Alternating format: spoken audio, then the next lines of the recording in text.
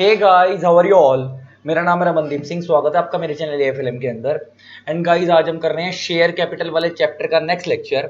और last video के अंदर हमने फर्दर इश्यू ऑफ शेयर्स के बारे में स्टार्ट करा था, जिसमें हम लोगों ने right issue of shares section 62 subsection 1 clause A कर लिया था। और मैं तुम्हारे को बताया था कि इसमें बेसिकली तीन चीजें आ रही हैं। Section 62(1) right issue, section 62(1) employee stock option, section 62(1) preferential allotment. तो आज हम सेक्शन 62(1) एम्प्लॉय स्टॉक ऑप्शन से स्टार्ट करने जा रहे हैं। क्या होता है एम्प्लॉय स्टॉक ऑप्शन? पेपर के लिए भी इंपॉर्टेंट टॉपिक है, अच्छा टॉपिक है, समझने के लिए बहुत कुछ है, रियल लाइफ के लिए भी बहुत कुछ है। अगर मैं आप लोगों से स्टार्ट करूं ईसॉप के बारे में, इसको शॉर्ट में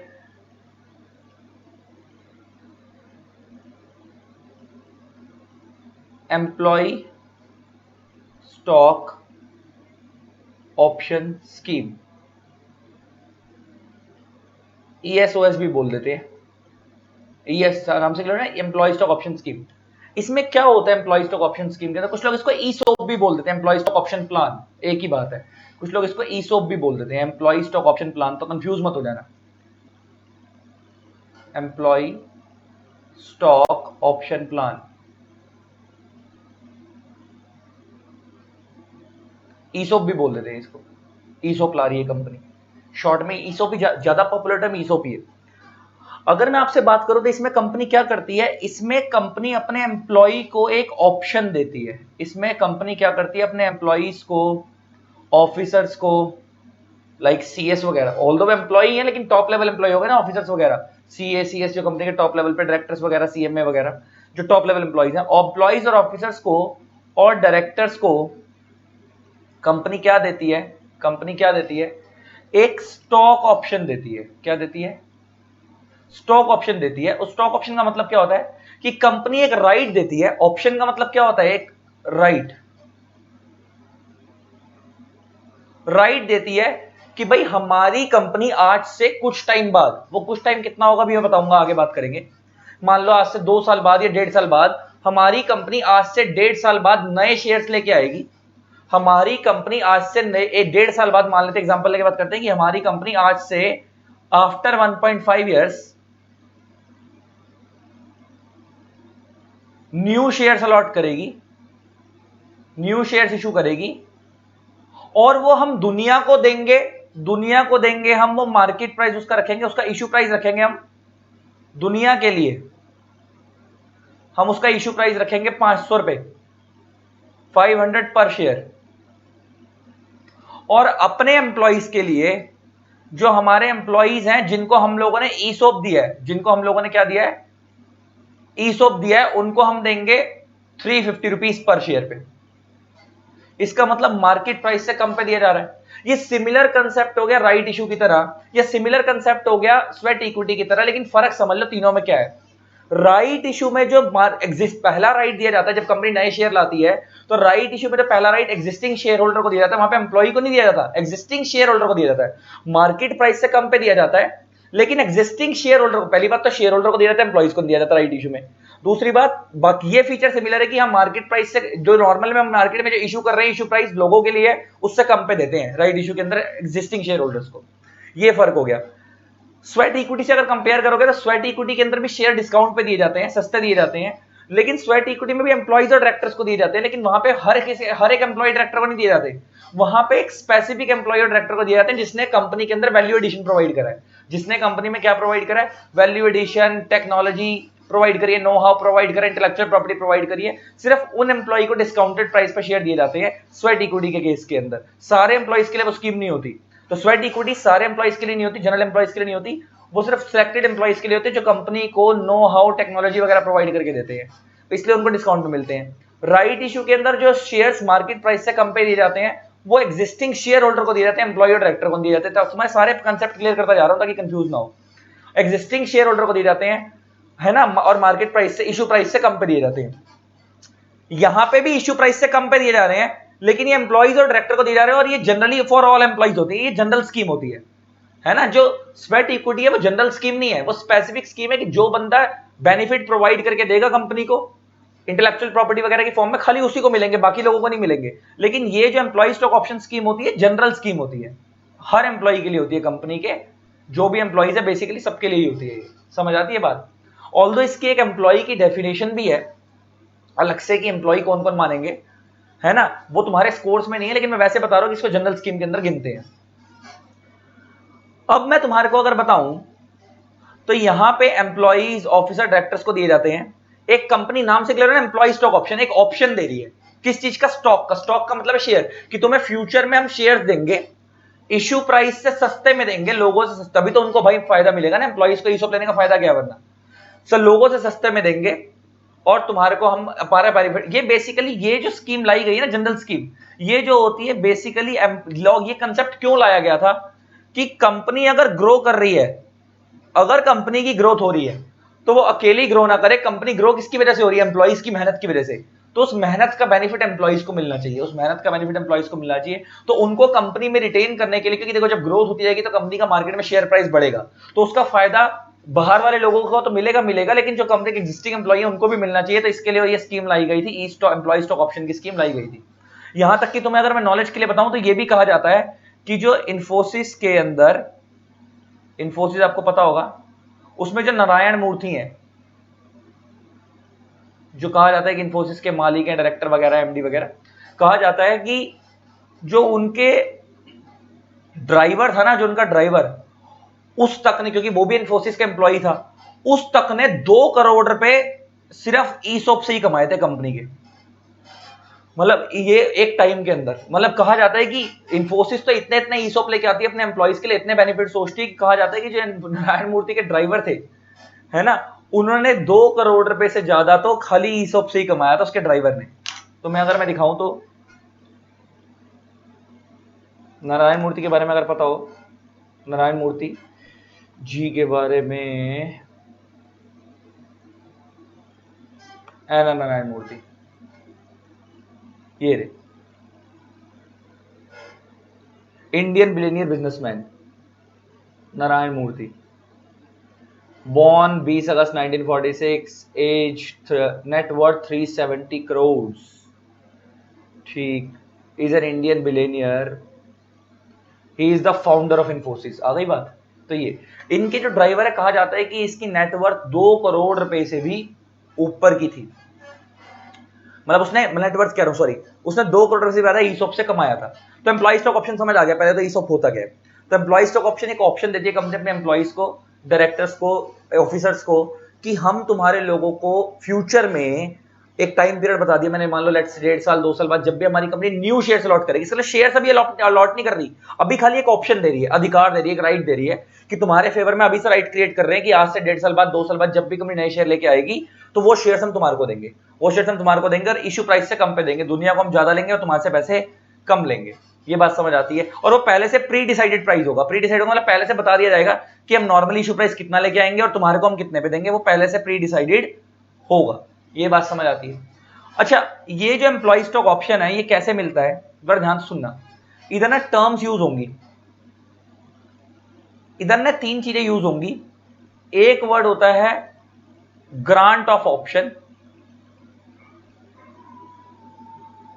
एक वर्ड होता है वेस्टिंग पीरियड, एक होता है वेस्टिंग, और एक होता है एक्सरसाइज पीरियड। ये 4 वर्ड ना बार बार यूज होंगे। अब इन रूल्स के अंदर अब समझ लो इनको ईसॉप का होता क्या है, इनका क्या लॉजिक है, ये क्या है। जब आपकी कंपनी आपको ऑप्शन देती है कि ये हम तुम्हारे को एक राइट दे रहे हैं कि फ्यूचर में तुम्हारे को शेयर्स मिलेंगे, तो वो ऑप्शन देना इज कॉल्ड ग्रांट। कंपनी आपको एक राइट दे रही है, इज कॉल्ड ग्रांट। तो मान लो कंपनी ने इस डेट को आपको ग्रांट करा ऑप्शन, मतलब आपको राइट दिया। Grant of option means right दिया आपको कि आप हमारी कंपनी के शेयर्स खरीद रहे हो, खरीद सकते हो फ्यूचर में। तो वो राइट जो कंपनी ने दिया, अभी शेयर्स नहीं दिए आपको, खाली एक राइट दिया एक कागज पे लिख के, उसी राइट को हम क्या बोलते हैं, ग्रांट ऑफ ऑप्शन। एक ऑप्शन ग्रांट कर दिया कि फ्यूचर में हमारी कंपनी जब शेयर्स लेके आएगी तो आपको सस्ते पे दिए जाएंगे। तो शेयर्स की अलॉटमेंट फ्यूचर में होगी, शेयर्स फ्यूचर में आएंगे, अभी तो खाली एक राइट दिया आपको। तो ये ग्रांट ऑफ ऑप्शन हो गया। यहां से लेकर यहां तक, अभी तक आप उस शेयर्स को खरीद नहीं सकते, अभी ना आप उन शेयर्स, उस राइट को एक्सरसाइज कर सकते हो ना कुछ कर सकते हो। यहां से लेकर यहां तक मान लेते हैं ये डेट ऑफ वेस्टिंग है। वेस्टिंग का मतलब होता है राइट समा जाना, मतलब आपको अभी सिर्फ राइट मिला है, अभी आप शेयर खरीदने का अधिकार नहीं हुआ आपको। वेस्टिंग का मतलब है अब ये राइट आपको शेयर खरीदने का अधिकार हो गया। वेस्टिंग का मतलब आपको शेयर खरीदने का अधिकार मिल गया। अब अभी सिर्फ राइट दिया था, अभी आप शेयर खरीद नहीं सकते थे, खरीद नहीं सकते थे, आपको वो राइट सिर्फ अभी दिया है और वो राइट आपको रिटेन करके रखना है अभी आप। और ये जो पीरियड है वेस्टिंग का मतलब क्या होता है, समा जाना। तो यहां पे मिला और इसके बीच में ना मिनिमम 1 ईयर का गैप होना चाहिए, मिनिमम 1 ईयर का गैप। अभी दोबारा समझाऊंगा एक पूरी चीज क्या होती है, सारी टेक्नोलॉजी को समझना है। और इस पीरियड को हम बोलते हैं वेस्टिंग पीरियड। पीरियड को हम क्या बोलते हैं, वेस्टिंग पीरियड। क्या होता है पर ध्यान से सुनना। मान लो मैंने तुम्हारे को आज अधिकार दिया, मैंने तुम्हारे को आज अधिकार दिया। ये वेस्टिंग पीरियड क्या होता है, इसको लगाने का लॉजिक क्या है वो समझा रहा हूं। मान लो मैंने तुम्हारे को आज ईसोप दे दिया, राइट दे दिया कि कल को फ्यूचर में हमारी कंपनी जब भी शेयर लेके आएगी तो तुम लोग क्या करना है, इस राइट के बेस पे शेयर सस्ते में खरीद लेना, हमारी कंपनी से शेयर क्या कर लेना, सस्ते में खरीद लेना, हम तुम्हारे को सस्ते में दे देंगे, इशू प्राइस से कम पे दे देंगे। अब पता क्या होगा, जैसे एम्प्लॉय को ईसोप का राइट मिलेगा, हो सकता है वो 2 महीने में नौकरी छोड़ के भगले, हो सकता है वो 2 महीने में नौकरी छोड़ के भगले, उसे राइट तो मिल ही गया, वो नौकरी छोड़ के भगले, तो लॉ कहता है हम भगने नहीं देंगे। लॉ कहता है क्यों, वो ये सोच रहा है कि राइट तो मेरे को मिल ही गया, अब मैं नौकरी छोड़ देता हूं, जैसी कंपनी नए कल को फ्यूचर में शेयर्स लेके आएगी नए, तो उसके अंदर फटाफट मैं क्या कर लूंगा, ईसोप के बेस पे, क्योंकि राइट मेरे फेवर में, एक्सरसाइज कर लूंगा। लॉ कहता नहीं हम मौका ही नहीं देंगे। ध्यान से सुनना, कहता तुम्हारे को यहां पे राइट दिया लेकिन वो राइट अभी तुम्हारे लिए बेकार है, अभी तुम्हारे को उस राइट को लेने के बाद 1 साल का गैप रखना पड़ेगा, वो भी मिनिमम। ये कंपनी डिपेंड करेगी, 1 साल का गैप तो मिनिमम है। अगर कंपनी बोलती है कि 1 ईयर का गैप रखना है तो 1 ईयर का रखो, 1.5 साल का बोलते हैं 1.5 साल का रखो, 2 साल, जितना कंपनी डिसाइड करे, मिनिमम 1 साल का गैप रखना है। 1 साल से ज्यादा का रखना चाहे कंपनी 1 साल से ज्यादा का रख सकती है, 1 साल का गैप रखना पड़ेगा। उस पीरियड को हम बोलते हैं वेस्टिंग पीरियड।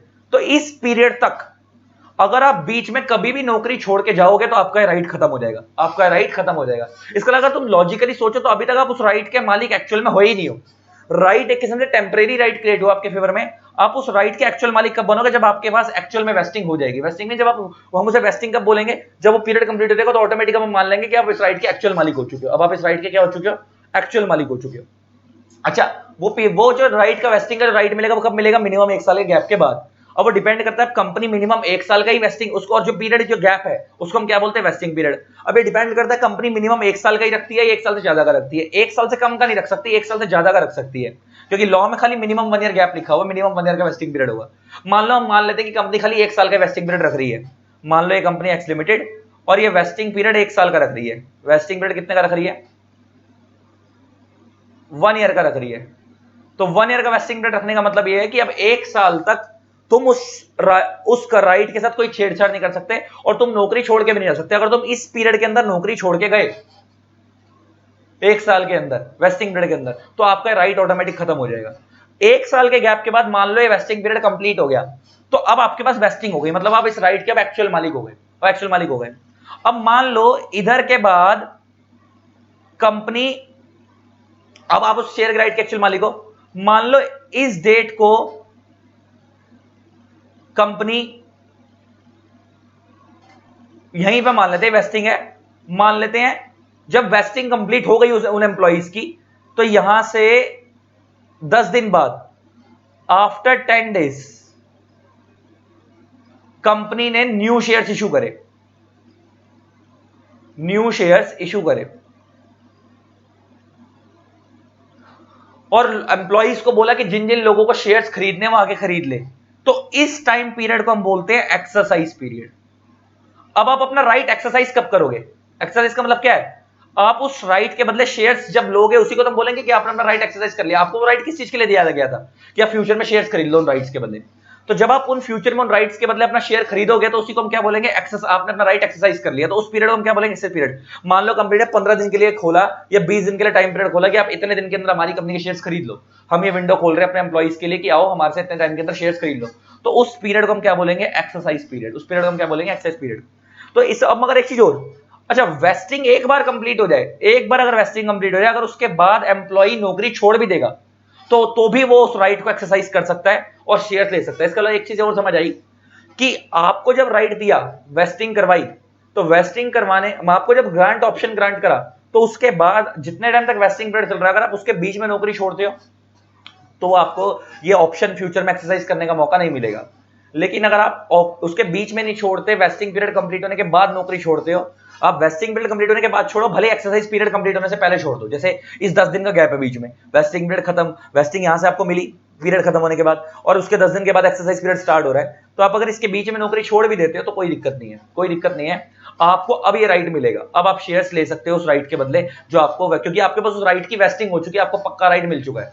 खाली ग्रांट के टाइम पे और पक्का राइट नहीं था, पक्का राइट आपके फेवर कब क्रिएट होगा, जब वेस्टिंग हो जाएगी। और फिर एक बार जब आपने एक्सरसाइज पीरियड में शेयर्स खरीद लिए फिर तो बात ही खत्म हो गई। तो आप पे फिर दो मौके हैं, एक बार वेस्टिंग कंप्लीट हो गई, आप नौकरी में रहना चाहते हो रहो, छोड़ना चाहते हो छोड़ो, नहीं और नहीं छोड़ना चाहते मत छोड़ो, चलते रहो, कोई दिक्कत नहीं है ना। वेस्टिंग के बाद आप कभी भी नौकरी छोड़ोगे तो आपका वो राइट एक्सरसाइज कर सकते हो, वो शीरन जाएगा। लेकिन वेस्टिंग से पहले अगर आप वो राइट छोड़ दोगे, कभी भी नौकरी छोड़ दोगे, तो आपका वो राइट खत्म हो जाएगा, आपका वो राइट खत्म हो जाएगा, आपकी वेस्टिंग वहीं खत्म हो जाएगी, ये पीरियड खत्म हो जाएगा। और वो पीरियड खत्म हो गया तो आपका राइट भी ऑटोमेटिक खत्म हो जाएगा। तो सारी चीजें समझ आ गई, ग्रांटिंग ऑफ ऑप्शन क्या होता है, वेस्टिंग पीरियड क्या होता है, वेस्टिंग क्या होती है, एक्सरसाइज पीरियड क्या होता है। तो सबसे पहले आपको एक राइट दिया जाता है। सबसे पहले ईसॉप क्या होता है, एक राइट आपके फेवर में क्रिएट किया गया है कि फ्यूचर में कंपनी जब भी शेयर्स लेके आएगी तो आपको फेवरेबल प्राइस पे देगी, सस्ते प्राइस पे देगी एज कंपेयर टू लोगों से। ये आपको क्यों करा जा रहा है कि आपको कंपनी की ग्रोथ का पार्ट माना जा रहा है। तो जब आपको वो राइट दिया जा रहा है, जिस दिन वो राइट दिया जा रहा है तो वो ग्रांट ऑफ ऑप्शन, उस दिन हम बोलेंगे ग्रांट करा आपको। तो ऑप्शन का आपको, ऑप्शन मींस राइट, आपको वो राइट उस दिन क्या करा, ग्रांट करा गया। लेकिन अब भैया वो राइट आपके फेवर में पक्का क्रिएट नहीं हुआ, ना सरट्टा कच्ची नौकरी पक्की नौकरी, वो अभी पक्की नहीं हुई है, तो वो कच्ची है। तो उसके बाद आपको मिनिमम 1 ईयर का गैप रखना है। वो कंपनी पर डिपेंड करता है, 1 साल का तो मिनिमम वेस्टिंग पीरियड कंपनी रखेगी, इससे ज्यादा रखना चाहिए ज्यादा रख ले। तो मान लो कंपनी ने 1 साल का वेस्टिंग पीरियड रखा, तो 1 साल तक अब आप, आपकी मर्जी है, आपके ऊपर नौकरी छोड़ने पर रोक नहीं लगाई जा रही, वो 1 साल का मिनिमम गैप रखना है। अब उससे वेस्टिंग पीरियड को बोल रहे हैं। अब इसमें आप नौकरी छोड़ ना सकते, छोड़ दो, लेकिन आपको अगर अपनी नौकरी छोड़ी तो आपका राइट खत्म हो जाएगा। और अगर आप 1 साल तक रुक गए तो बात ठीक है। और उसके बाद जैसे ही वो 1 साल कंप्लीट हो गया, वेस्टिंग पीरियड कंप्लीट हो गया, तो उस दिन आपकी डेट ऑफ वेस्टिंग हो गई। अब आपको राइट आपके फेवर में पक्का क्रिएट हो गया। इसके बाद कंपनी कभी भी, इसके बाद कभी भी 10 दिन बाद, 15 दिन, 20 दिन बाद कभी भी कंपनी एक्सरसाइज पीरियड खोल सकती है कि आपको एक ऑप्शन खोल सकती है नए शेयर इशू का, कि अब हम नए शेयर लेके आ रहे हैं। तो टाइम देगी लोगों को, इतने टाइम के अंदर आप अप्लाई कर लो हमारी कंपनी में। तो जितने टाइम के लिए अप्लाई करने का आपको टाइम देगी, उस पीरियड को हम क्या बोलेंगे, एक्सरसाइज पीरियड। आप उसमें जाके एक्सरसाइज कर लेना, बात खत्म हो गई, शेयर अलॉट हो जाएंगे, शेयर अलॉट हो जाएंगे। सिंपल सा प्रोसेस, समझ आ गया, समझ आ गया। अब हम बुक से पढ़ते हैं, ठीक है जी, मजा आ गया। देखो अच्छा एक चीज और, जब भी कंपनी ईसॉप लाएगी तो लॉ कहता है ईसॉप लाने से पहले कंपनी को, कोई भी कंपनी ईसॉप लाएगी तो उसको स्पेशल रेजोल्यूशन पास करवाना है। क्या पास करवाना है, एसआर। लेकिन ये पब्लिक कंपनी के लिए, अगर वो कंपनी प्राइवेट है तो लॉ कहता है, अमेंडमेंट आई थी बाद में, प्राइवेट कंपनी के केस में ओआर पास कराना है। मतलब प्राइवेट कंपनी के लिए थोड़ा सा लीनियंट हो गए। इसका नॉर्मल कंपनी जब पब्लिक इशू ईसॉप लाएगी तो उसको एसआर पास करवाना है। और अगर प्राइवेट, नॉर्मल मतलब पब्लिक कंपनी अगर ईसॉप लाएगी तो उसको एसआर पास कराना है, और प्राइवेट कंपनी अगर ईसॉप लाएगी तो उसको ओआर पास कराना है। और जो कंपनियां कहता है सेज में बनी है, जो कंपनी नीचे बता रहा है, कह रहा है वो अनलिस्टेड पब्लिक कंपनी है जो सेज में बनी है, जो अनलिस्टेड पब्लिक कंपनियां सेज में बनी है, सेज में बनी है, उन कंपनीज को ओआर पास कराना है, उनको भी ओआर पास कराना है। तो ले देखिए, प्राइवेट कंपनीज को ओआर पास कराना है, अनलिस्टेड पब्लिक कंपनी जो सेज में बनी है उनको भी ओआर पास कराना है, उनके लिए भी रिक्वायरमेंट कम है। और बाकी अदरवाइज नॉर्मल पब्लिक कंपनीज को एसआर पास करवाना है, अगर उनको क्या लेके आना है, ईसॉप लेके आना अपने एम्प्लॉइज के लिए। तो अब जरा पढ़ लो, सेक्शन क्या है एम्प्लॉय का, एम्प्लॉय स्टॉक ऑप्शन का, स्कीम का, सेक्शन 62 सबसेक्शन 1 क्लॉज बी। अच्छा, और मगर देखो ये सेक्शन 62(1) भी है, उसी तरीके से हो गया जैसे ऊपर हमने पढ़ा था स्वेट इक्विटी के केस में, कि सेक्शन 2 क्लॉज 88 में स्वेट इक्विटी के प्रोविजंस थे, लेकिन सॉरी डेफिनेशन थी, और स्वेट इक्विटी के प्रोविजंस कहां पे थे, 54 के अंदर। तो सिमिलरली यहां पे भी ईसॉप की जो डेफिनेशन है वो सेक्शन 2 क्लॉज 37 में है, लेकिन जो ईसॉप के प्रोविजन है वो कहां पे, 62(1)(b) के अंदर। तो अब देखो, the term employee stock option has been defined under clause 37 of section 2 of the company 2013, according to which employee stock option means the option given to, किसको दिया जा रहा है option, given to directors, officer और employees। अच्छा एक चीज और, ऑफ अ कंपनी, क्या एक बात बताओ, इंडिपेंडेंट डायरेक्टर जो होते हैं, इंडिपेंडेंट डायरेक्टर, क्या उनको हम ईसॉप दे सकते हैं, इंडिपेंडेंट डायरेक्टर को एम्प्लॉय स्टॉक ऑप्शन प्लान दे सकते हैं। इंडिपेंडेंट डायरेक्टर कौन होते हैं, इंडिपेंडेंट डायरेक्टर वो होते हैं जो सर कंपनी की day to day functioning perform नहीं करते, पर्टिकुलर बोर्ड मीटिंग में आते हैं, एडवाइस देते हैं, चले जाते हैं। देखो दो तरीके के डायरेक्टर होते हैं, एक होता है होल टाइम डायरेक्टर जो कंपनी में सारा दिन बैठ रहे हैं, एक होते हैं इंडिपेंडेंट डायरेक्टर। अच्छा, independent director part time director से डिफरेंट होते हैं। पार्ट टाइम डायरेक्टर तो कौन होते हैं, जो डेली बेस पे आ रहे हैं लेकिन टाइम कम डिवोट कर रहे हैं, 2-3 घंटे के लिए आते हैं फिर चले जाते हैं, उन्हें हम पार्ट टाइम बोल देते हैं। लेकिन इंडिपेंडेंट तो बिल्कुल ही डिफरेंट है। इंडिपेंडेंट डायरेक्टर को तो हम ऐसा हो गया कि वो एक इंडिपेंडेंट है बिल्कुल ही, वो साल में जितनी बार भी सिर्फ बोर्ड मीटिंग होगी सिर्फ तब आएगा, एडवाइस देकर चला जाएगा। तो अब यहाँ पे वर्ड यूज हो रहा है डायरेक्टर, यहाँ पे वर्ड यूज हो रहा है डायरेक्टर, तो डायरेक्टर में तो सारे डायरेक्टर आ गए, whole time director, part time director, independent director. तो क्या देखो, whole time director, part time directors तो बेसिकली एक बार को फिर समझ आते हैं, क्या इंडिपेंडेंट डायरेक्टर्स को ईसॉप मिलेगा, नहीं मिलेगा। उसका रीजन ये है कि independent directors are not the employees of the company. तुमको कोई इंडिपेंडेंट डायरेक्टर को सैलरी मिल रही है? नहीं। देखो जो पार्ट टाइम डायरेक्टर्स होते हैं और जो नॉर्मल होल टाइम डायरेक्टर होते हैं उनको सैलरी मिलती है। क्यों? होल टाइम डायरेक्टर तो मतलब फुल टाइम ही वही डिवोट कर रहा है, डायरेक्टर वाले चैप्टर के अंदर पढ़ाया जाता है, और जो पार्ट टाइम है वो फुल टाइम डिवोट नहीं कर रहा, लेकिन आ तो डेली रहा है तो उसको भी सैलरी मिलती है, रेम्यूनरेशन मिलता है। लेकिन इंडिपेंडेंट डायरेक्टर को रेम्यूनरेशन नहीं मिलता है, उसको तो सिटिंग फीस मिलती है। अगर साल में 4 बार बोर्ड मीटिंग हुई तो वो साल में 4 बार मीटिंग में आएगा, एडवाइस देगा, चला जाएगा, बात खत्म। उसका इतना सही रोल है। तो independent director is also director but he will not be treated as employees of the company. इसीलिए इंडिपेंडेंट डायरेक्टर को ईसोप नहीं मिलता, इंडिपेंडेंट डायरेक्टर को ईसोप का राइट नहीं है। इसलिए ये पहले से ही बता रहा हूं, एम्प्लॉय स्टॉक ऑप्शन किसको नहीं मिलता? इंडिपेंडेंट डायरेक्टर को नहीं मिलता। ये आगे भी पढ़ाया जाता है, डायरेक्टर वाले चैप्टर में पढ़ाया जाता है, लेकिन वैसे बता दें कि इंडिपेंडेंट डायरेक्टर को ईसोप नहीं मिलता, बाकी नॉर्मल डायरेक्टर्स को तो मिलता है। तो अब मैं आगे क्या बात कर रहा था तुम्हारे को, हाँ, कि ये किसको मिलता है? डायरेक्टर्स को, officer, employees of the company को। या तो उस कंपनी के आपकी कंपनी अपने एम्प्लॉइज, ऑफिसर, डायरेक्टर को दे रही है, या आपकी होल्डिंग कंपनी के या आपकी सब्सिडरी कंपनी के एम्प्लॉइज डायरेक्टर्स को दे रही है, ऑफिसर्स को दे रही है, तो उनको भी दे सकती है। मतलब आपकी एक कंपनी है एक्स लिमिटेड,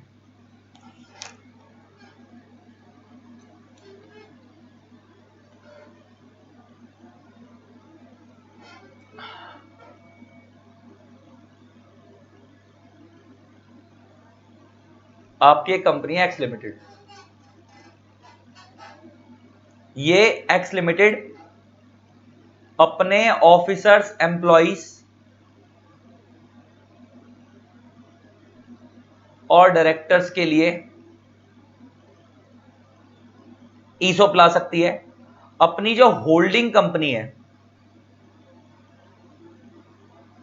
उसके ऑफिसर्स, एम्प्लॉइज और डायरेक्टर्स के लिए ईसोप ला सकती है, उसके ऑफिसर्स, एम्प्लॉइज और डायरेक्टर्स के लिए ईसोप ला सकती है। और अपनी जो सब्सिडरी कंपनी है, सब्सिडरी कंपनी है, एक मिनट, पुलिस वैन जा रही है वीडियो में आएगी आवाज, रोक देता हूं।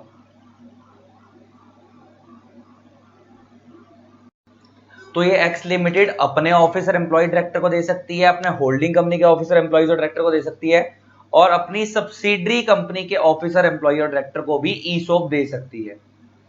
ऑफिसर्स, एम्प्लॉइज और डायरेक्टर को भी ईसोप दे सकती है। लेकिन एक चीज समझना, मैं पहले ही क्लियर कर देता हूं, यहां पे क्लियर कर देता हूं। लॉ कहता है कि अगर आप अपनी कंपनी के एम्प्लॉइज, ऑफिसर और डायरेक्टर को ईसोप दे रहे हो, साथ में अपनी होल्डिंग कंपनी के ऑफिसर, एम्प्लॉय और डायरेक्टर को, या सब्सिडरी कंपनी के ऑफिसर, एम्प्लॉय और डायरेक्टर को भी ईसोप दे रहे हो, तो उसके लिए 2 सेपरेट रेजोल्यूशन पास होंगे। मतलब अपनी कंपनी का एसआर अलग पास होगा, प्लस आप अपनी होल्डिंग कंपनी के ऑफिसर, एम्प्लॉय, डायरेक्टर को देना चाहते हो, उसके लिए अलग से एसआर पास होगा, या अपनी सब्सिडरी कंपनी का ऑफिसर, एम्प्लॉय, डायरेक्टर को देना चाहते हो, उसके लिए अलग से एसआर पास होगा।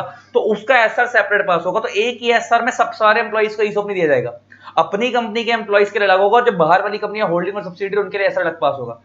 ये एक चीज समझने वाली है, अभी देखना, अब आगे बात आएगी, मैं आगे वहीं बात करूंगा। चलो, तो कहां पे थे?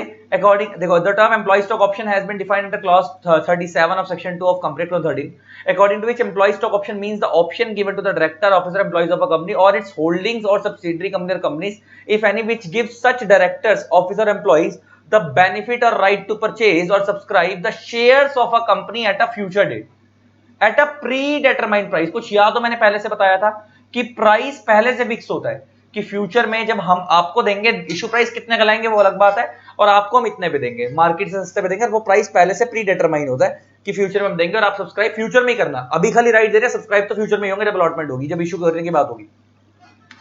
as discussed earlier, as per section 62(1)(b), provide that a company may issue further shares to its employees under a scheme of employee stock option, ESOP भी बोलते हैं इसको, employee stock option, है ना, subject to SR pass by the company and subject to such condition as may prescribe। SR पास करना पड़ेगा, और conditions जो बताई गई है वो फॉलो करनी पड़ेगी। वो कंडीशंस बताई गई है रूल 12 में, कंडीशंस कहां बताई गई है? रूल 12 में, भी हम नीचे पढ़ेंगे क्या है आगे। In case of private company, SR has been substituted by OR. कुछ ये बात मैंने बताई दी थी तुम्हारे को, कि अगर सब तो तुम्हारा बेस मैंने पूरा क्लियर कर दिया, तो मैं बहुत सारी बातें सब ऐसे लगेगी आती हैं। प्राइवेट कंपनी है तो एसआर की जगह ओआर पास होगा, नॉर्मल कंपनी के लिए एसआर पास होगा। Rule 12 of company share capital debenture rule 2014 with regard to issue of ESOP covers issues of employee stock option. जो रूल 12 है company share capital debenture rule का, वो ईसोप के रूल्स बताता है, अभी पढ़ेंगे हम क्या है। साथ में वो इधर ये पे बता रहा है कि एक एमसीए की नोटिफिकेशन आई थी 2017 के अंदर, जिसमें ये बताया गया था कि जो अनलिस्टेड पब्लिक कंपनियां सेज में बनी है, उनको भी एसआर की जगह क्या पास कराना है? ओआर पास कराना है। ये भी मैं तुम्हारे को ऑलरेडी बता चुका हूं। अब इधर आता है मेंटेनेंस ऑफ रजिस्टर। अच्छा तुमको याद होगा जब तुमने स्वेट इक्विटी पढ़ा था तो वहां पे भी एक रजिस्टर मेंटेन हो रहा था जिसमें किसकी डिटेल आ रही थी, स्वेट इक्विटी शेयर होल्डर की डिटेल आती थी कि किस किस शेयर होल्डर को कितने स्वेट इक्विटी दिए हैं, शेयर होल्डर का नाम क्या है, कंसिडरेशन में कितना पैसा लिया कितना नहीं लिया, वो सारी बातें। सेम यहाँ पे भी किस किस एम्प्लॉय को कितने एम्प्लॉय स्टॉक ऑप्शन दिए हैं, कितने कितने प्राइस पे बात हुई है वगैरह वगैरह, वो सारी डिटेल यहाँ पे आएंगी। जो एम्प्लॉय स्टॉक ऑप्शन का जो रजिस्टर मेंटेन होगा वो SS6 में होगा। किसमें होगा, फॉर्म नंबर SS6 में। वो जो आपको याद होगा स्वेट इक्विटी का मेरे ख्याल से SS3 में था, जहां तक मेरे को याद है SS3 था वो। स्वेट इक्विटी का कौन सा था रजिस्टर, SS3। स्वेट इक्विटी ये रहा स्वेट इक्विटी SS3 में था ना। इनका जो है SS6 के अंदर एम्प्लॉय स्टॉक ऑप्शन का रजिस्टर SS6 में मेंटेन होगा। और ये भी वही है, कंपनी के इंटरनल रिकॉर्ड में रखा जाएगा, ये फाइल नहीं होता ROC को। और इसके ऊपर भी वही CSK और डायरेक्टर वगैरह के, या तो CS के साइन करे या जो कंपनी डायरेक्टर जिसको ऑथराइज करते हैं वो साइन करे। अच्छा आप पता है free pricing in conformity with the accounting policy, that बड़ी इंपॉर्टेंट है। जो कंपनी ESOP दे रही है उस एम्प्लॉय स्टॉक ऑप्शन के बेस पे, क्योंकि फ्यूचर में आप शेयर खरीदोगे तो उसका प्राइस कितना रखना है, उन शेयर्स का प्राइस कितना रखना है, वो कहता है फ्री प्राइसिंग है, कंपनी की मर्जी है। The company granting option to its employees pursuant employee stock option will have the freedom to determine the exercise price. ये लाइन बात आ गई, एक्सरसाइज प्राइस। अच्छा एक्सरसाइज प्राइस कब एक्सरसाइज होता होगा, एक्सरसाइज पीरियड के अंदर। और एक्सरसाइज पीरियड क्या होता है तुम्हारे को मैंने बता दिया कि पहले सबसे पहले राइट मिलता है, उसके वेस्टिंग पीरियड होता है, फिर वेस्टिंग होती है, उसके बाद जब कंपनी फ्यूचर में आपको शेयर अलॉट करने की बात करती है कि आप इतने टाइम के अंदर शेयर के लिए अप्लाई कर सकते हो और आपको अलॉटमेंट होगी, उस पीरियड को हम एक्सरसाइज पीरियड बोलते हैं। और जिस प्राइस पे आप शेयर खरीदोगे उसी को हम एक्सरसाइज प्राइस बोलते हैं। तो यहाँ पे जो मैं तुम्हारे को बता रहा था ना कि कंपनी मार्केट में जो शेयर देगी वो कितने में दे रही है, 500 में, लेकिन एम्प्लॉइज को देगी 350 पे। तो ये जो एम्प्लॉइज को 350 में देगी, इस प्राइस को हम बोलते हैं एक्सरसाइज प्राइस। इस प्राइस को हम क्या बोलते हैं, एक्सरसाइज प्राइस। अच्छा इसमें ज्यादातर ना प्रैक्टिकली जब तुम कंपनी में जाओगे तो ऐसा भी देखा जाता है कि जब एम्प्लॉय को ESOP दिया जाता है, जैसे मान लो 350 रुपए का शेयर है, तो कंपनी क्या करती है कि 10% 20% पहले से ही ले लेती है अपनी पॉलिसी के अकॉर्डिंग, जो भी उन्होंने बना के 10 to 20%। मान लो कंपनी की पॉलिसी की 20% पहले से ही ले लेगी एडवांस में, तो 350 का 20% कितना हो गया, 70 रुपीज। तो ₹70 कंपनी एडवांस में ले लेगी eight the time of grant of option, जब आपको ऑप्शन ग्रांट करेगी। और रिमेनिंग बैलेंस आपसे कब लेगी, eight the time of exercise of option, जब आप ऑप्शन एक्सरसाइज करोगे एक्सरसाइज पीरियड के अंदर तब। तो मतलब ये समझ आ गई बात। तो जब 70 पे तो आपसे वो ले लेगी यहाँ पे इस दिन जब आपको ऑप्शन ग्रांट करा, और रिमेनिंग जब आप एक्सरसाइज पीरियड में आप शेयर एक्सरसाइज करोगे तो आपसे रिमेनिंग बैलेंस लेगी वहां पे। तो कुछ कंपनी ऐसा भी करती है। आगे सेपरेट रेजोल्यूशन वाली बात, ये तुम्हारे को मैंने ऑलरेडी बता दी। Separate resolution for granting option to employees of holding subsidiary companies etcetera in certain cases. Rule 12 sub rule 4 state that the approval of shareholders by way of separate resolution shall be obtained by the company। the company का मतलब क्या, वही X Limited हमारे example में लें। in case of grant of option to employees of subsidiary or holding company, line बड़ी important है। इसका मतलब जब अपनी कंपनी को आप शेयर्स अपनी कंपनी के एम्प्लॉय ऑफिसर डायरेक्टर को दे रहे हो उसके लिए तो रेजोल्यूशन पास हो ही रहा है। अगर आप अपनी सब्सिडरी और होल्डिंग के लिए भी दे रहे हो तो उनके लिए भी सेपरेट रेजोल्यूशन पास होगा। अब मगर इसमें भी एक क्वेश्चन उठ के आता है बच्चे का, सर ये बात तो हमारे को क्लियर हो गई कि मान लो ये X Limited है,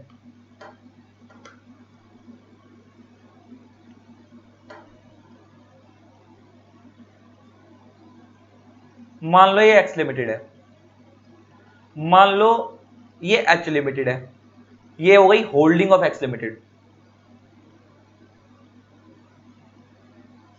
और मान लो एक कंपनी S लिमिटेड है, ये हो गई सब्सिडरी ऑफ X लिमिटेड। तो ये इसकी सब्सिडरी होगा, इसकी सब्सिडरी हो गई, तो ये होल्डिंग है और ये सब्सिडरी X लिमिटेड की। तो ये कंपनी जब अपने एम्प्लॉइज को देगी तो उसके लिए तो SR पास होगा। अब बच्चे का एक क्वेश्चन आता है कि सर होल्डिंग और सब्सिडरी के लिए वो कह रहा है सेपरेट पास होगा, तो होल्डिंग और सब्सिडरी का सेपरेट का मतलब क्या है कि होल्डिंग अगर मान लो सपोज एक कंपनी एक X लिमिटेड है और वो अपने एम्प्लॉइज को दे रही है तो उसका SR हो गया, साथ में अपने होल्डिंग वालों को दे रही है, सब्सिडरी वालों को नहीं दे रही, तो होल्डिंग वालों को दे रही है, इसके लिए भी SR पास हो गया अलग से। वो भी यही पास करवाएगी अपने शेयर होल्डर से, ये नहीं कि होल्डिंग कंपनी के शेयर होल्डर से पास होगा। SR इसी कंपनी में पास होगा, इस कंपनी में 2 SR पास होंगे, एक तो अपने एम्प्लॉइज के लिए और एक अपनी होल्डिंग कंपनी के एम्प्लॉइज के लिए, एक वो SR पास होगा। प्लस जो सब्सिडरी कंपनी, क्या इसके लिए भी अलग से करवाना है या एक ही SR में दोनों की बात हो जाएगी? जैसे एक SR तो इसका हो गया मेन, और साथ में मान लो ये कंपनी अपनी होल्डिंग और सब्सिडरी दोनों के एम्प्लॉइज और डायरेक्टर को देना चाहती है, तो हम उसमें क्या लिखवाएंगे SR में कि अपने होल्डिंग और सब्सिडरी के दोनों के एम्प्लॉइज और डायरेक्टर्स को भी दे रहे हैं, तो उसका एक ही SR पास होगा या होल्डिंग का अलग SR पास होगा, सब्सिडरी का अलग होगा, टोटल में 3 SR पास होंगे? ये क्वेश्चन है मेरा। मेरा क्वेश्चन ये है कि एक तो इस कंपनी का एक SR पास होगा, दूसरा होल्डिंग और सब्सिडरी के भी अगर एम्प्लॉइज को दे रही है तो होल्डिंग और सब्सिडरी के जो एम्प्लॉइज को कंपनी दे रही है तो उसका एक ही एसआर कंबाइन एसआर पास होगा, या होल्डिंग के लिए अलग पास करवाया जाएगा, सब्सिडरी के लिए अलग पास करवाया जाएगा। तो इसके लिए ना बेटा लॉ में कोई क्लैरिफिकेशन नहीं है, इसकी अलग अलग लोगों की अलग अलग इंटरप्रिटेशन है, अलग अलग लोगों की अलग अलग इंटरप्रिटेशन है। तो इसका बेटर तरीका तो ये है कि आप कंपनी में 3 एसआर पास करवा लो, होल्डिंग का अलग, अपनी कंपनी का अलग और सब्सिडरी का अलग। तो ये ओवर कंप्लायंस है। अगर तुम दोनों ने इसका मिक्स कर दिया और बाद में कोई दिक्कत आई तो इसने यहां पे, क्योंकि यहां पे इसने ऐसे नहीं करके बोला, इसने जो सेपरेट वर्ड यूज करा वो आपकी कंपनी से सेपरेट यूज करा कि अपनी कंपनी का अलग और होल्डिंग सब्सिडरी का अलग। लेकिन होल्डिंग और सब्सिडरी में अलग अलग वो ऐसा नहीं बताया, लेकिन मेरी इंटरप्रिटेशन ये कहती है कि होल्डिंग का भी अलग होगा, सब्सिडरी का भी अलग होगा, क्योंकि यहां पे वर्ड ना और है, एंड नहीं है। अगर यहां पे ये होता कि इसका अलग होगा एंड होल्डिंग एंड सब्सिडरी, यहां पे एंड होता, उसका अलग होगा, तो मैं ये मान के चलता कि होल्डिंग सब्सिडरी का कंबाइन एसआर पास हो सकता है। लेकिन यहां पे वर्ड होल्डिंग और सब्सिडरी है, तो मेरी इंटरप्रिटेशन यहां पे ये है कि इसका तो एसआर अलग होगा, होल्डिंग का अलग होगा, सब्सिडरी का अलग होगा, और वो पास तीनों अल्टीमेटली इसी कंपनी में होंगे। ये कंपनी ही पास करवाएगी कि एक तो हम अपने एम्प्लॉइज के लिए अपने शेयर होल्डर से परमिशन लेगी, क्योंकि अल्टीमेटली ईसॉप का बेनिफिट ये कंपनी दे रही है, तो अल्टीमेटली इनके शेयर होल्डर्स को दिक्कत होगी जो भी होगी, क्योंकि अल्टीमेटली जो कंपनी का प्रॉफिट का देखो वही पैसा अगर कंपनी ईसॉप ना देती तो वो पैसा कंपनी के अंदर आता, तो कल को फ्यूचर में ज्यादा पैसा आता कंपनी के अंदर, तो डिविडेंड की फॉर्म में शेयर होल्डर में बढ़ता ना फ्यूचर में अगर कंपनी ग्रो करती। लेकिन थोड़ा बहुत कहीं ना कहीं शेयर होल्डर्स को इससे थोड़ा बहुत ग्रोथ में भी दिक्कत हो सकती है, शेयर होल्डर को ये भी लग सकता है कि यार इनको सस्ते में क्यों दे रहे हैं। लेकिन बहुत सारे शेयर होल्डर एग्री करते हैं इस चीज को लेकर, तभी तो शेयर होल्डर की परमिशन ली जा रही है, ताकि कंपनी, क्योंकि अगर एम्प्लॉइज को मोटिवेशन नहीं दी जाएगी तो कंपनी ग्रो कैसे करेगी? शेयर होल्डर तो बाहर बैठा हुआ पैसा लगा के, तो एम्प्लॉइज को मोटिवेशन देने के लिए तो कंपनी ईसॉप ला रही है, तो इसलिए शेयर होल्डर एग्री कर देते हैं कि हाँ इनको सस्ते प्राइस पे दे दो। लेकिन वो क्योंकि इसी कंपनी ऐसा जो इस अपनी कंपनी का असर पास होगा वो भी यही कंपनी करेगी, जो होल्डिंग कंपनी के शेयर्स एम्प्लॉइज को डायरेक्टर को देना है ईसॉप, वो भी इसी कंपनी में असर पास होगा। ये नहीं होगा कि वो होल्डिंग में पास होगा, क्योंकि बच्चे गलत ले लेते हैं, क्योंकि अल्टीमेटली ईसॉप तो यही कंपनी इशू कर रही है ना उनको भी, तो इसलिए यहां से असर पास होगा होल्डिंग कंपनी के एम्प्लॉइज डायरेक्टर्स के लिए, पर यहीं से असर पास होगा सब्सिडरी कंपनी के एम्प्लॉइज डायरेक्टर्स के लिए। एक तो ये बात हो गई। इसके अलावा एक तो असर सेपरेट इस केस में पास होगा, और दूसरा कब पास होगा? Grant of option to identified employees during any one year equal to और exceeding 1% of the issued capital of the company at the time of grant of option. ये बीच में जो लाइन लिखी हुई है इसका मैं इग्नोर कर रहा हूं, अभी इग्नोर कर रहा हूं, इसका मतलब क्या मैं समझाऊंगा। इसके लिए वो क्या कह रहा है, मान लो अगर तुम किसी एम्प्लॉय को, यहां पे एक वर्ड लिखा हुआ है आइडेंटिफाइड एम्प्लॉइज, ये लाइन बड़ी इंपॉर्टेंट है, आइडेंटिफाइड एम्प्लॉइज वो एम्प्लॉइज हैं जिनको आप कंपनी के अंदर 1% या 1% से ज्यादा की इशूड कैपिटल, जो कंपनी की ऑलरेडी इशूड कैपिटल है उससे ज्यादा का ईसॉप का राइट दे रहे हो। जैसे एग्जांपल लेके बात करते हैं, मान लो अभी कंपनी, क्योंकि 1% ना बड़ी बड़ी कंपनियों में बहुत बड़ा होता है, मान लो एक कंपनी है एक्स लिमिटेड, और इस कंपनी के अंदर ध्यान से सुनना, इस कंपनी की इशूड कैपिटल है ऑलरेडी 100 करोड़ रुपए की, 100 करोड़ की इशूड कैपिटल है। मान लो इस कंपनी के मिस्टर ए जो है और जो मिस्टर बी है, ये दोनों इस कंपनी के अंदर 1-1 करोड़ रुपए का ईसॉप ले रहे हैं। 1 करोड़ का ईसॉप ये ले रहा है और 1 करोड़ का ईसॉप ये भी ले रहा है, मतलब 1 करोड़ के ईसॉप के लिए पहले से राइट ले लिया इन लोगों ने कि कल को हम फ्यूचर में 1 करोड़ के शेयर खरीदेंगे। तो अब देखा जाए तो 1% ही है, 100 करोड़ का 1% 1 करोड़ हो गया। देखा जाए तो ये लोग खाली 1% ही ले रहे हैं, लेकिन वो 1% कितना बड़ा अमाउंट है। तो लॉ कहता है कि जो आइडेंटिफाइड एम्प्लॉइज हैं, ऐसे जो लोग हैं, इनके लिए सेपरेट रेजोल्यूशन पास होगा। मतलब नॉर्मल एम्प्लॉइज जो 1% से कम के ईसॉप खरीद रहे हैं उनके लिए वो सब एक कैटेगरी में आ जाएंगे, उनका अलग असर पास होगा। और जो ये वाले एम्प्लॉई हैं जो कंपनी के अंदर 1% उससे ज्यादा की 1 साल में कैपिटल खरीद रहे हैं, आइडेंटिफाइड एम्प्लॉइज लिखा ना, that the approval of shareholder by way of separate resolution shall be obtained by the company in case of grant of option to identified employees during 1 year equal 1 साल के अंदर equal to or exceeding 1% of the issued capital। अच्छा, इसमें भी अब एक अच्छा question आता है कि सर मान लो 1 करोड़ 1% ए ले रहा है, 1% बी ले रहा है, तो क्या इन दोनों का अलग अलग असर पास होगा? नहीं, ये एक कैटेगरी के लोग हो गए ना, इनको हम आइडेंटिफाइड बोल रहे हैं, अलग कैटेगरी हो गई, और दूसरे वालों की अलग कैटेगरी हो गई। जो नॉर्मल लोग हो गए उनकी अलग कैटेगरी हो गई, और जो ये वाले लोग हो गए उनकी अलग कैटेगरी हो गई। जो 1% से कम के शेयर ले रहे हैं उनकी अलग कैटेगरी हो गई, उनका अलग है सर, और जो 1% से ऊपर ले रहे हैं उनका अलग है सर। तो उसमें फिर जितने मर्जी हो लोग, सबके लिए, मतलब मान लो उसमें 10 लोग हैं तो ये नहीं कि 10 असर पास होंगे। जैसे इसमें इस कैटेगरी में 2 लोग आ रहे हैं तो 2 के 2 असर पास नहीं होंगे, एक ही असर पास होगा, ये अलग कैटेगरी हो गई, और वो जो 1% से नीचे वाले उनकी अलग कैटेगरी हो गई। और ये मगर ये कब है?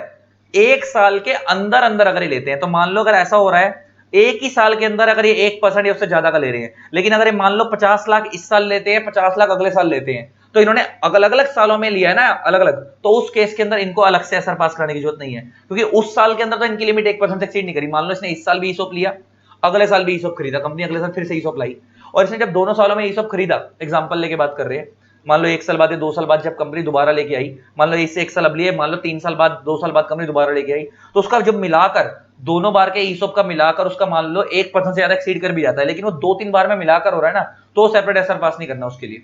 जब अगर एक ही बार में अगर 1 साल के अंदर इन कैटेगरी के लोगों का 1% से ज्यादा एक्सीड कर रहा है तो एसआर पास करना है। ठीक,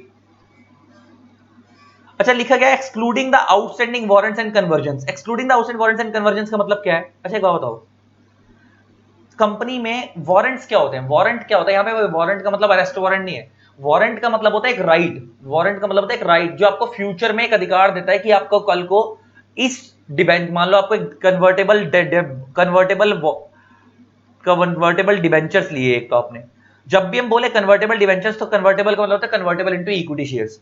सिमिलरली ना एक वारंट्स भी होते हैं, तो वारंट्स के साथ ना राइट दिया जाता है आपको कि अभी हम आपको एक वारंट इश्यू कर रहे हैं, फ्यूचर में आप इन वारंट के बदले हमारी कंपनी के शेयर ले सकते हो। तो वारंट कन्वर्ट नहीं हो रहे, वो तो एक वारंट है, एक राइट है, वारंट एक राइट है आपके फेवर में जो आपको एक अधिकार देता है कि अभी के लिए, जैसे ईसोप एक राइट है ना, ऐसे वारंट भी एक राइट है, वो एक अलग नेचर का होता है, वो उस अलग अलग, ये बड़ी ज्यादातर लिस्टेड कंपनी यूज करती है, छोटी मोटी कंपनी यूज नहीं करती उसको। तो वारंट एक राइट होता है जो आपको एक अधिकार देता है कि फ्यूचर में आप एक वारंट के बदले, अलग अलग कंपनी का अलग अलग होता है, एक वारंट के बदले 3 शेयर 4 शेयर कंपनी निकालती है स्कीम की, फ्यूचर में इस वारंट के बदले आपको 4 शेयर मिलेंगे, इस वारंट के बदले आपको 5 शेयर मिलेंगे, तो इधर वारंट उसको बोले, तो वारंट एक राइट होता है जो आपको फ्यूचर में शेयर देता है बदले में।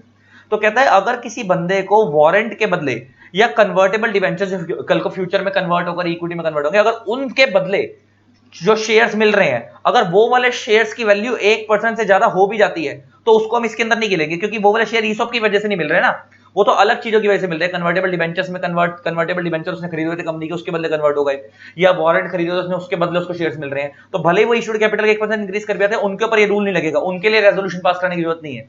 मान लो मिस्टर ए के पास अगर कैपिटल इस वजह से इंक्रीज हो रही है, देखो यहां पे हम एसआर तब पास करवाएंगे क्योंकि इनकी कैपिटल ईसॉप की वजह से 1% से ज्यादा इंक्रीज हो रही है, 1% उससे ज्यादा। अगर इनकी कैपिटल ईसॉप की वजह से नहीं, किसी इस रीजन की वजह से इंक्रीज हो रही है, तो हम उस केस के अंदर उस वाली लिमिट को नहीं गिनेंगे इसके अंदर, उसके वजह से हम एसआर पास नहीं करेंगे। मान लो वो ईसॉप में तो खाली 40 ही ले रहा है, ईसॉप से तो वो खाली 40 लाख के शेयर ले रहा है, लेकिन उसके कन्वर्टेबल डिवेंचर थे उसके बाद उस कंपनी के, जिसकी वजह से उसको 60 लाख रुपए कन्वर्टेबल डिवेंचर के बदले 60 लाख के शेयर मिलेंगे। तो देखा जाए तो 40 + 60 1 करोड़ हो गया, तो उसके पास 1% कैपिटल हो गई कंपनी की, लेकिन वो 1 करोड़ क्या उसको ईसॉप के बदले में मिल रहे हैं शेयर्स, या उसके 40 लाख उसको ईसॉप के बदले में मिल रहे हैं और 60 लाख उसको कन्वर्टेबल डिवेंचर की वजह से मिल रहा है, इसकी वजह से मिल रहा है। तो इस केस में सेपरेट एसआर पास नहीं होगा उसके लिए।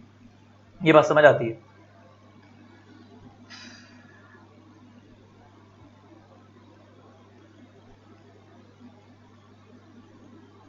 अब आता है varying the terms of ESOP require SR. अच्छा इसका क्या मतलब वेरिंग द टर्म? वेरिंग का मतलब क्या होता है? चेंजेस करना। अगर आपने एम्प्लॉइज को ईसॉप दिया हुआ है और आप उसके अंदर चेंजेस करना चाहते हो, अच्छा उसके एक्सरसाइज करने से पहले, मतलब very the terms not yet exercise by the employees, मतलब एक बात, अभी एक्सरसाइज पीरियड आया नहीं है, अभी एक्सरसाइज पीरियड आया नहीं है, और एक्सरसाइज पीरियड आने से पहले अगर आप उसकी जो टर्म्स एंड कंडीशन थी ईसॉप की, आप उसमें कोई चेंज करना चाहते हो तो कर सकते हो, लेकिन लॉ कहता है वो जो टर्म्स हैं, जो वेरिएशंस हैं, वो एम्प्लॉई के प्रीजुडिशियल नहीं होने चाहिए, हार्मफुल नहीं होने चाहिए, उसके फेवर में होने चाहिए, अगेंस्ट नहीं होने चाहिए। जैसे मान लो एम्प्लॉई को पहले ये बोला था कि हम आपको एक्सरसाइज प्राइड आपका 350 रखेंगे, आपको एम्प्लॉई को जब ईसॉप दिया था तो क्या बोला था? एक्सरसाइज प्राइस कितना रखेंगे आपके लिए? 350। इश्यू प्राइस कितना रखेंगे? 500, कि दुनिया को 500 में देंगे, आपको 350 में देंगे। तो आपके लिए 350 रखा, दुनिया के लिए 500 है, तो आपको पहले से बता रखा है ना 350। अगर कल को कंपनी 350 को 400 करना चाहती है वो तो नहीं कर सकती, लेकिन अगर कंपनी, क्योंकि ये तो हार्मफुल हो जाएगा एम्प्लॉय के लिए, प्रीजुडिशियल हो जाएगा, प्रीजुडिशियल मींस हार्मफुल हो जाएगा, क्योंकि तुमने 350 पहले बोला था, तुमसे 400 मांग रहे हो। लेकिन अगर कंपनी 350 से 300 करना चाहती है, उसके लिए कम करना चाहती है कि यार हमने तुम्हारे को पहले बोला था कि हम 350 में देंगे, हमारा मन कर रहा है हम 300 में दे दें, अगर कंपनी ऐसा करना चाहती है तो इसका मतलब वो वेरिएशन कर रही है ना, कि पहले टर्म्स अलग थी, पहले 350 का प्राइस था, 300 है, तो ऐसी वेरिएशन के लिए कंपनी से उनको सेपरेट रेजोल्यूशन पास कराना पड़ेगा, एसआर पास कराना पड़ेगा वेरिएशन करने के लिए। लेकिन वो यही कह रहे हैं कि जो भी वेरिएशन होगी वो फेवरेबल होनी चाहिए, अगेंस्ट नहीं होनी चाहिए, एम्प्लॉइज के ऑप्शन होल्डर्स के फेवर में होनी चाहिए। तो फेवर में कब होगी? जब उनके भले की बात होगी। तो भला कब होगा? अगर सस्ते में मिल रहा है, महंगा मिल रहा है, तो फिर तो भला थोड़ी, फिर तो नुकसान है। तो अगर भला मिल रहा है तो ऐसा कौन सा, मगर उसके लिए जब भी ऐसी कंपनी वेरिएशन करना चाहती है एसआर पास करवाएगी शेयर होल्डर से, क्योंकि शेयर होल्डर को तो बुरा लगेगा ना यार कि पहले 350 आता है इनका कंपनी के अंदर, अब 300 आ रहा है। तो कंपनी अगर वेरिएशन करके एम्प्लॉय का ज्यादा भला करना चाहती है तो करे, लेकिन पहले शेयर होल्डर से परमिशन ले ले कि भाई हम एम्प्लॉय को पहले 350 में देना चाहते हैं, 300 में देना चाहते हैं, ऐसी वेरिएशन। तो आप वेरिएशन एम्प्लॉय के फेवर में कर सकते हो, प्री जुडिशियल नहीं कर सकते, हार्मफुल नहीं कर सकते। अब आता है मिनिमम 1 ईयर वेस्टिंग पीरियड। ये तुम्हारे को अभी ऑलरेडी पता है, मिनिमम 1 ईयर वेस्टिंग पीरियड वाली बात मैं आपको ऑलरेडी करा चुका था। ये रहा कि जब आपको ऑप्शन मिला वहां से मिनिमम 1 है, आप 1 साल तक, जब मिनिमम 1 से ज्यादा का वेस्टिंग पीरियड रखना चाहो रख सकते हो, मिनिमम तो है। There shall be minimum 1 year vesting period between the grant of option and vesting of option. देखा गई बात, आपको ऑप्शन वेस्ट कब हो रहा है, इस डेट पे, ग्रांट कब हो रहा है, इस डेट पे। तो इस बीच के पीरियड को हम क्या बोलते हैं, वेस्टिंग पीरियड। इस बीच के पीरियड को हम क्या बोलते हैं, wasting period between the grant of option wasting of option. In case where the option are granted by a company under its employee stock option scheme in lieu of option held by the same person under employee stock option in another company, आगे, which has merged or amalgamated with the first mentioned company, the period during which option granted by the merging or amalgamating company were held by him shall be adjusted against the minimum vesting period under this clause। इस line का मतलब क्या समझना, मान लो आपकी एक company है,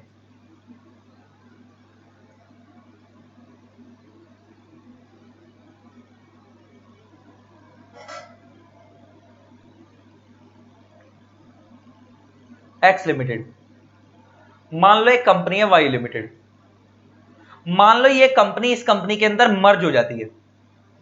अच्छा, जब कंपनी मर्ज हो जाती है तो मर्ज होने के बाद क्या होता है, ये कंपनी खत्म हो जाएगी, इस कंपनी के शेयर होल्डर इस कंपनी के शेयर होल्डर बन जाएंगे, इस कंपनी की सारे एसेट और लायबिलिटी इस कंपनी में ट्रांसफर हो जाएंगी, इस कंपनी के सारे एसेट इस कंपनी के एसेट हो जाएंगे, इस कंपनी की सारी लायबिलिटी इस कंपनी की लायबिलिटी हो जाएंगी। तो जो कंपनी मर्ज होती है उसे हम बोलते हैं मर्जिंग कंपनी, और जिसमें वो मर्ज होती है उसे हम बोलते हैं मर्ज्ड कंपनी। ये बात समझ आती है। मान लो इस कंपनी ने अपने एम्प्लॉइज को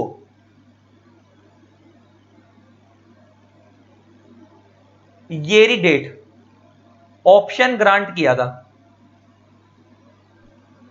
और यहां से 1 ईयर का वेस्टिंग पीरियड होता है, ये है वेस्टिंग डेट, और ये मिनिमम 1 ईयर का क्या होता है,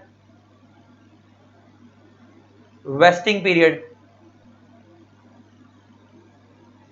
ये आपको पता ही है, जो मिनिमम 1 साल का क्या होता है, वेस्टिंग पीरियड होता है, यहां से मिनिमम 1 साल का। अब मान लो अभी 1 साल कंप्लीट नहीं हुआ, खाली 6 मंथ्स ही हुए हैं, 6 मंथ्स ही हुए हैं, और इस कंपनी का 6 महीने बाद ही मर्जर हो गया इस कंपनी में। अब मर्जर हो गया 6 महीने के बाद इस कंपनी के अंदर, तो अभी भी 6 महीने यहां पे बचे हुए हैं, लेकिन अब ये कंपनी ईसॉप देगी कैसे, इस कंपनी का तो ईसॉप खत्म हो गया। तो ये कंपनी कहती है कि एक बात सुनो, तुम्हारा को जो वहां पे ईसॉप का राइट मिलना था वो ईसॉप का राइट हम देंगे, हम तुम्हें ईसॉप देंगे।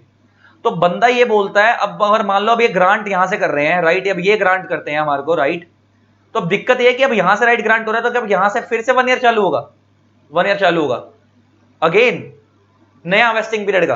तो लॉ कहता है नहीं, लॉ कहता है नहीं, कोई टेंशन वाली बात नहीं है। अगर कोई कंपनी मर्ज हो जाती है और उनके एम्प्लॉय को ईसॉप मिला हुआ था, और अब वो कंपनी किसी और में मर्ज हो गई, अब उस ईसॉप के बदले नई वाली कंपनी ईसॉप दे रही है आपको कि चलो वहां मिला हुआ तो टेंशन मतलब तुम्हें ईसॉप हम देंगे, और लॉ कहता है कि अब निकल गया तो अब दोबारा आपको फिर अब वापस बनने को डर ये होता है कि चलो ठीक है तुम ईसॉप हमें देते रहे हो नई कंपनी के अंदर, अब इस तरह के एम्प्लॉइज वहां आ रहे हैं तो। लेकिन दिक्कत यह है कि वेस्टिंग पीरियड जब दोबारा से 1 साल का चालू होगा तो लॉ कहता है नहीं, जितना वेस्टिंग पीरियड वहां खत्म हो गया था उतना पीरियड एडजस्ट हो जाएगा नई वाली कंपनी के अंदर। तो मतलब क्या, ये 6 महीने वहां पे पूरे हो चुके थे तो 6 ही बचे थे, तो यहां पे जो वेस्टिंग पीरियड रहेगा वो खाली 6 मंथ्स का रहेगा, 1 साल का नहीं होगा। क्यों, क्योंकि 12 - 6 कर दिया मैंने, जो पहले वाले 6 थे वो क्या कर दिया, एडजस्ट कर दिए, 12 - 6 पहले वाले 6 एडजस्ट कर दिए। यहां पे वेस्टिंग पीरियड खाली कितना टाइम का रहेगा, 6 महीने का रहेगा, वो वाला पीरियड एडजस्ट हो जाएगा, यही वो बता रहा है।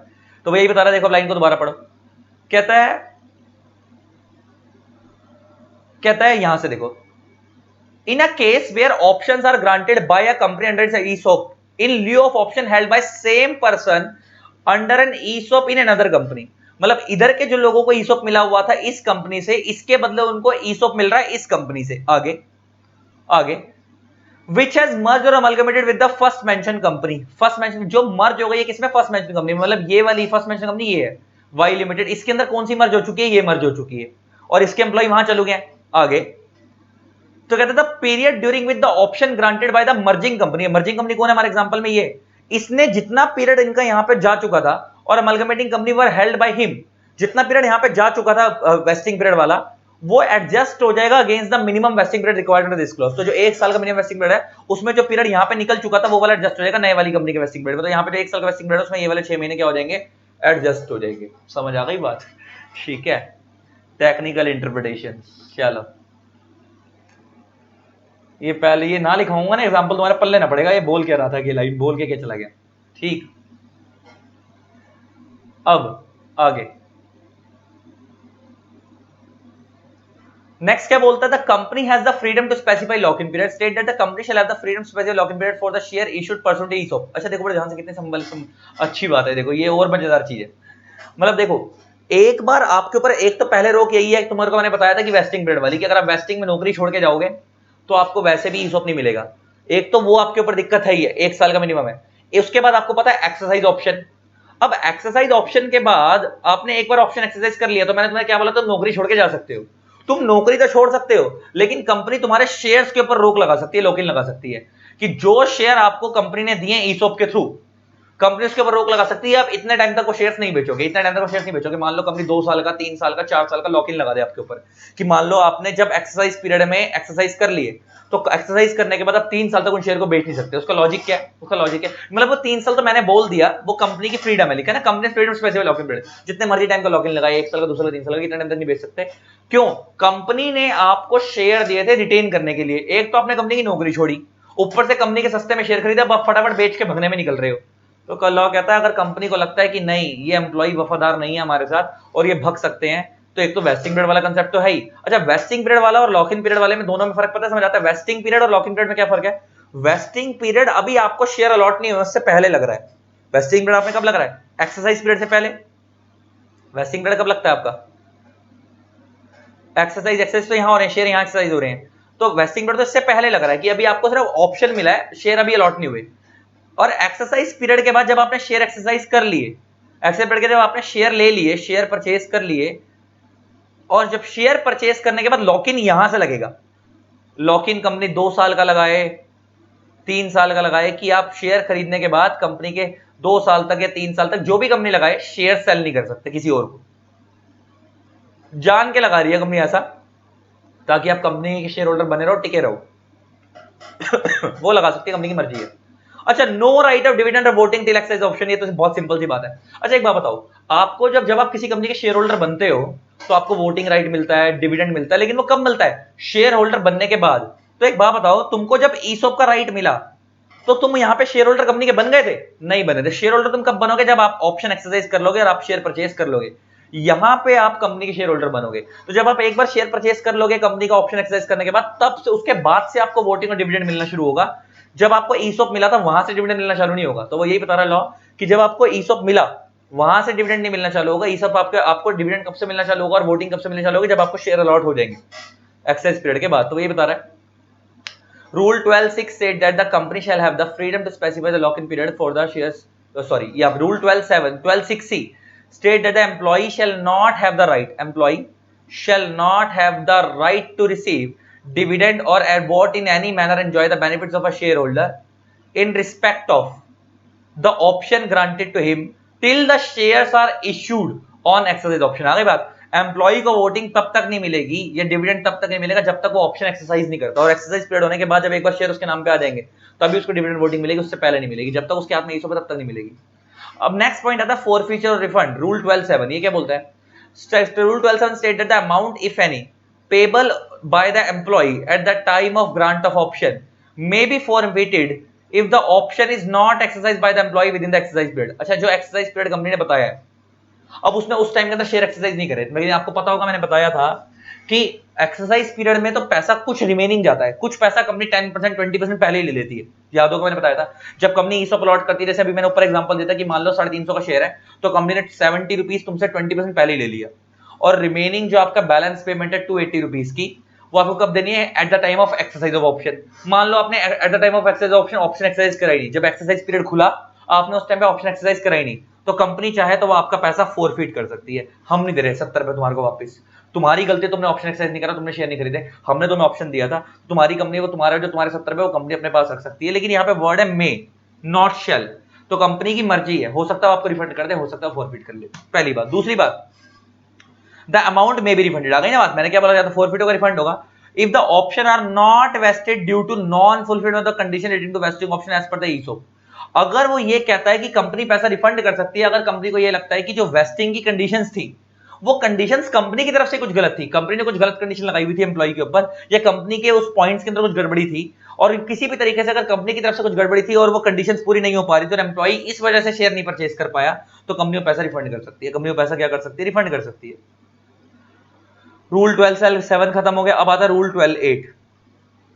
Rule 12(8) state the following conditions. क्या बोलता है, the option granted to the employees shall not be transferable to any other person. अच्छा, तुम्हें अगर याद हो, जो तुमने राइट शेयर पढ़ा था, राइट शेयर में जो आपको राइट दिया जा रहा था, आपको याद होगा वो राइट आप किसी और के फेवर में ट्रांसफर कर सकते थे, आपको राइट टू रिनाउंस का अधिकार था। लेकिन यहाँ पे आपको राइट टू रिनाउंस का अधिकार नहीं है। आपको जो ईसॉप मिला है वो खाली एम्प्लॉइज के लिए, तो आप अपने एम्प्लॉइज आप अपने पास ही रखोगे, वो राइट आप किसी और को ट्रांसफर नहीं करोगे। दूसरा, वो आप ना राइट किसी को ट्रांसफर करोगे, ना उस राइट को आप प्लेज करोगे कि भाई मेरा ये राइट है, इसको बदले में गिरवी रख ले, बदले में कुछ पैसे दे दे, है ना। और no person other than employee, और कह रहा है वो राइट सिर्फ आप ही एक्सरसाइज कर सकते हो, एम्प्लॉय ही एक्सरसाइज कर सकता है, उसके अलावा कोई भी बंदा उस राइट को एक्सरसाइज नहीं कर सकता। ये तो इतनी बात कर रहा है। नेक्स्ट रूल 12(8) है, ये क्या बोलता है, डेथ और परमानेंट डिसेबिलिटी और resignation of employee who were granted option. वो कहता है मान लो किसी एम्प्लॉय को ईसॉप मिला और उस एम्प्लॉय की डेथ हो जाती है व्हाइल इन एम्प्लॉयमेंट, जब तक वो नौकरी कर रहा था, नौकरी के दौरान ही उसकी क्या हो जाती है, डेथ हो जाती है। तो जो राइट उसको मिलने थे वो सारे के सारे राइट उसके बच्चे को मिलेंगे। अब ऑब्वियस सी बात है ना, उसके लीगल आयर उसके नॉमिनी को मिलेंगे। मतलब जो राइट अब वो खुद एक्सरसाइज करता, वो मतलब ईसॉप वाला राइट जो उसको मिलना था, वेस्टिंग वाला पीरियड और वो सारा कुछ जो उसके ऊपर लग रहा था, वो सब उसके ऊपर लगेगा, उसके बच्चे के ऊपर लगेगा। नेक्स्ट, ये तो कौन सा केस है, डेथ का केस। अगर वो एम्प्लॉय परमानेंट इनकैपेसिटेड हो जाती है, मतलब वो जिंदा तो है लेकिन परमानेंटली इनकैपेबल हो गया, मान लो उसकी दोनों आंखें चली गई, दोनों हाथ चले गए, वो कुछ कर नहीं पा रहा। अगर ऐसा कोई एम्प्लॉय है कि वो जिंदा तो है लेकिन मरे के बराबर ही है, मतलब वो कुछ कर नहीं पा रहा, तो जितने भी right, all the option granted to him on the date of permanent capital vest him in that day. ये लाइन बड़ी इंपॉर्टेंट है। अच्छा, नॉर्मली इसका मतलब क्या है, इस लाइन का मतलब बड़ा समझना। नॉर्मली वेस्टिंग पीरियड का shall vest in the legal heirs of the nominee. अच्छा, इसका मतलब भी यही है और इसका मतलब ये बड़ा ध्यान समझना। जैसे नॉर्मली वेस्टिंग पीरियड, जब आपको ग्रांट ऑफ ऑप्शन मिला तो वहां से आपको 1 साल का वेस्टिंग पीरियड होता है। लेकिन मान लो जब आपको ग्रांट ऑफ ऑप्शन मिला उसके 2 महीने बाद या परमानेंटली इनकैपेबल हो गए, परमानेंटली क्या होगा, इनकैपेबल, तो आपका वेस्टिंग पीरियड वो 2 महीने के बाद ही खत्म हो जाएगा। आपका वेस्टिंग पीरियड 2 महीने के बाद ही खत्म हो जाएगा। आपको 1 साल का वेस्टिंग का इंतजार करने की जरूरत नहीं है। वो कह रहा है जिस दिन आप परमानेंटली इनकैपेबल हुए, आपको उसी दिन वो परमानेंट के वेस्टिंग के दिन shall vest him on that day, आपका वो राइट आपके दिन उसी दिन आपके नाम पे वेस्ट हो जाएगा। मतलब आपको 1 साल का इंतजार करने की जरूरत नहीं है। और आप कंपनी से पूछ सकते हो कि भाई मेरा राइट अभी से वेस्ट हो चुका है, क्या आप मेरे को शेयर्स दे सकते हो बदले में, या बाद में आप जब आप दोगे तब दोगे, वो बात की बात है। लेकिन आपको राइट उस टाइम वेस्ट हो जाएगा। तो वेस्ट होने का फायदा आपको ये हो जाएगा कि कल को आप वो वेस्ट होने के बाद तो अगर आप उस कंपनी को छोड़ना भी चाहते हो तब भी वो आपको राइट को फ्यूचर में एक्सरसाइज कर सकते हो, तो ये फायदा हो जाता है। तो और सेम डेथ के केस में भी, जब आपके पेरेंट्स की डेथ हुई, जो अगर आपके पेरेंट्स एम्प्लॉई थे और आपकी डेथ हुई, तो जिस दिन उनकी डेथ हुई तो उसी दिन आपको वो राइट वेस्ट हो जाएगा उनके बच्चों के नाम पे, और वो जैसे फ्यूचर में एक्सरसाइज ऑप्शन खुलेगा तो वो उस ऑप्शन को एक्सरसाइज कर सकते हैं, कोई दिक्कत वाली बात नहीं है। तो उनके लिए वेस्टिंग पीरियड बड़ा नहीं रहेगा, उनके लिए वेस्टिंग पीरियड उसी दिन से चालू हो जाएगा जिस दिन वो डेथ होती है, जिस दिन वो परमानेंट इनकैपेबल होते हैं। और अगर ये अब ये पॉइंट तो और भी इंपॉर्टेंट है, अगर आपको नौकरी से निकाल दिया जाता है, आप खुद छोड़ के जाते हो, टर्मिनेशन का आपको निकाला गया है, रिजाइन में से आप खुद छोड़िए आपने नौकरी, तो उस केस में, और अगर आपको अभी तक आपका ऑप्शन, आप all options not vested in employee as on that date shall expire, अगर आप वेस्टिंग पीरियड से पहले ही नौकरी छोड़ के जा रहे हो तो आपका ऑप्शन एक्सपायर हो जाएगा। कुछ याद होगा, मैंने बात पहले बता दी थी कि अगर आप इस पीरियड के बीच में नौकरी छोड़ोगे तो आपका वेस्टिंग पीरियड, आपका ऑप्शन खत्म हो जाएगा। लेकिन आप इस पीरियड खत्म होने के बाद, एक्सरसाइज पीरियड से पहले और इस पीरियड खत्म होने के बाद अगर आप छोड़ते हो तो आपका पीरियड एक्सपायर, मतलब आप ईसॉप एक्सरसाइज कर सकते हो। बस यही था इसके अंदर, यही बता रहा है। और लास्ट में यही बता रहा है कि कंपनी को बोर्ड रिपोर्ट में, जब भी कोई कंपनी ईसॉप लेके आएगी तो उस साल की बोर्ड रिपोर्ट में बताना पड़ेगा कि हमारी कंपनी ईसॉप लेके आई है। साथ में रजिस्टर मेंटेन करना पड़ेगा, ऐसे 6 में ये भी बता चुका। और कह रहा अगर लिस्टेड कंपनी है तो साथ में सेबी के लॉ फॉलो करने पड़ेंगे। ठीक है, ये आपका ईसॉप पूरा खत्म हो गया, आपका ईसॉप पूरा खत्म हो गया। अब हम प्रेफरेंशियल अलॉटमेंट देखते हैं क्या है।